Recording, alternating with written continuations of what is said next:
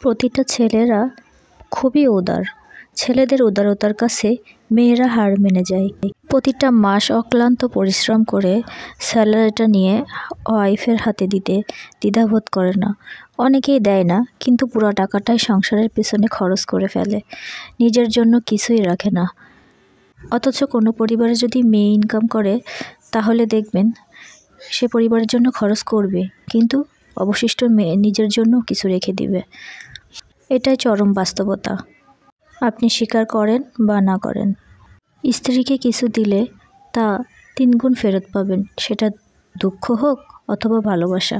ঠিক তেমনিভাবে স্ত্রীও যদি স্বামীকে একটু যত্ন দেয়, তাহলে স্বামীও স্ত্রীর ওপর অনেক যত্নবান হয়ে যায়।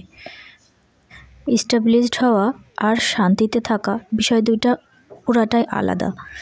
আপনি অনেক টাকা ইনকাম করে বাড়ি গাড়ি ব্যালেন্স করে হয়তো বড়লোক হতে পারবেন, এস্টাবলিশড হতে পারবেন, কিন্তু শান্তি পাবেন না। শান্তি পুরাটাই হৃদয় ঘটিত ব্যাপার, যেটা মোটা চালের ভাত, আলু ভর্তা, বেগুন ভাজা এগুলোর মধ্যেও থাকে।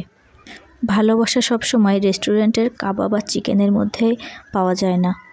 যারা মনে করেন অট্টালিকার মধ্যেই শান্তি, কিন্তু না, দরিদ্রতার মধ্যেই সুখ বেশি থাকে, শান্তি বেশি থাকে।